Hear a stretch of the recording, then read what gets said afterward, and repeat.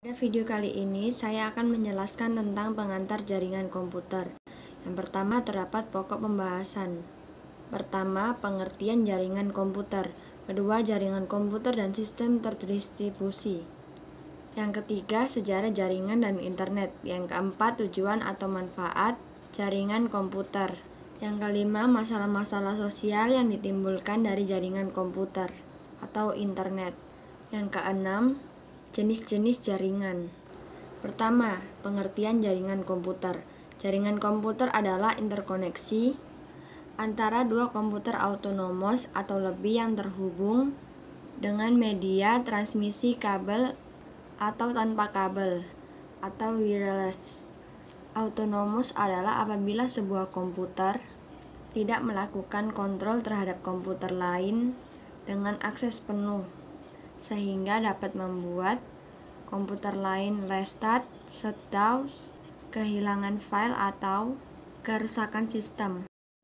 Dalam definisi networking lain, autonomous dijelaskan sebagai jaringan yang independen dengan manajemen sistem sendiri atau punya admin sendiri, memiliki topologi jaringan, hardware, dan software sendiri, dan dikoneksikan dengan jaringan autonomous yang lain. Yang kedua ada sistem koneksi antar mode atau komputer. Pertama, ada peer-to-peer. Peer artinya rekan sekerja. Peer-to-peer network adalah jaringan komputer yang terdiri dari beberapa komputer, terhubung langsung dengan kabel crosswire atau wireless, atau juga dengan perantara hub atau switch. Yang kedua ada client server. Client server merupakan model jaringan yang menggunakan satu atau beberapa komputer sebagai server yang memberikan resource-nya kepada komputer lain atau client dalam jaringan. Server akan mengatur mekanisme akses resource yang boleh digunakan, serta mekanisme komunikasi antar node dalam jaringan. Yang ketiga, ada kelebihan dan kekurangan peer-to-peer dan client server. Kelebihan jaringan peer-to-peer. Pertama, implementasinya murah dan mudah. Yang kedua, tidak memerlukan software administrasi jaringan yang khusus. Yang ketiga, tidak memerlukan administrator jaringan. Kekurangan yang dimiliki oleh peer-to-peer adalah: 1. Jaringan tidak bisa terlalu besar atau tidak bisa memperbesar jaringan. Yang kedua, tingkat keamanan rendah. Yang ketiga, tidak ada yang manajemen jaringan. Selanjutnya ada kelebihan jaringan client server. 1. Mendukung keamanan jaringan yang lebih baik. Yang kedua, kemudahan administrasi ketika jaringan bertambah besar.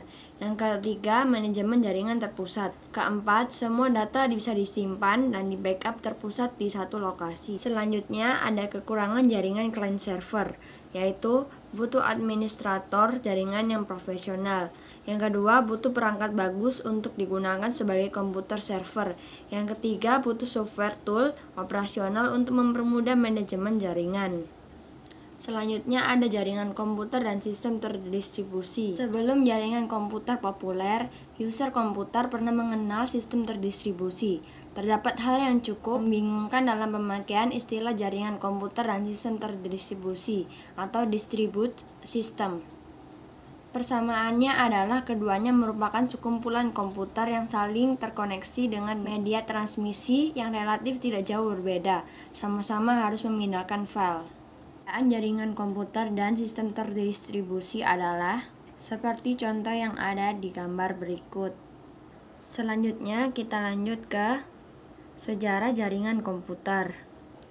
Di tahun 1950-an, jenis komputer mulai membesar sampai terciptanya superkomputer.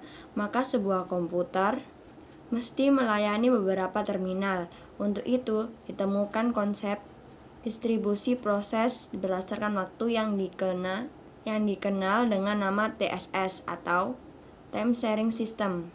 Dan untuk pertama kali terbentuklah jaringan atau network komputer pada lapis aplikasi.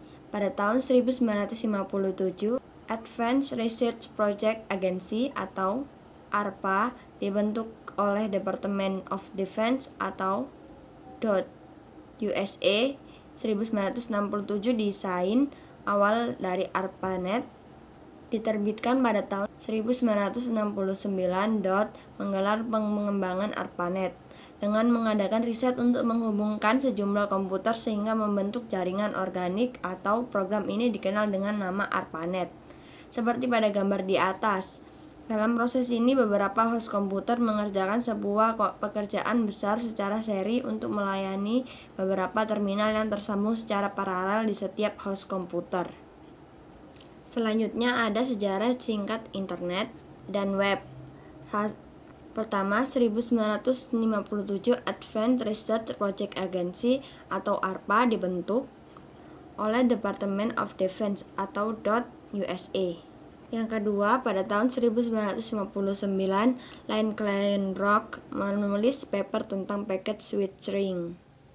Yang kedua, pada tahun 1959, Lynn Kleinrock menulis paper tentang packet switching.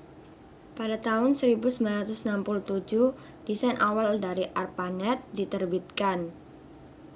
Pada tahun 1969, NOT menggelar pengembangan ARPANET.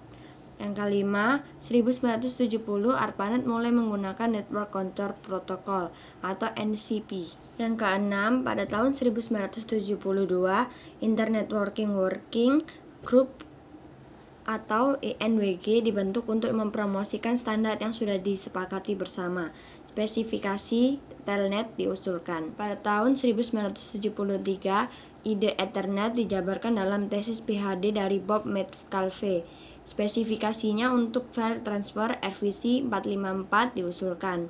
Pada tahun 1974, desain dari TCP atau IP dijabarkan secara rinci oleh Vincerf dan Bob Kahn dalam A Protocol for Packet Networking Intercommunication. Pada 1982, TCP atau IP menjadi protokol untuk ARPANET dan ini dispesifikasikan oleh DOT. Yang pada tahun 1992, jumlah internet host melampaui 1 juta. Tim Berners-Lee menemukan program editor dan browser. University of Nevada mengeluarkan sistem Veronica. Tujuan atau manfaat jaringan komputer.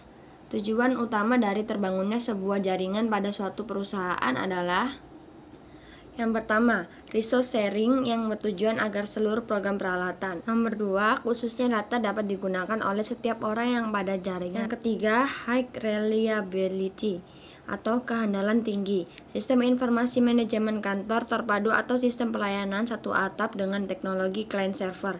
Internet maupun intranet dapat diterapkan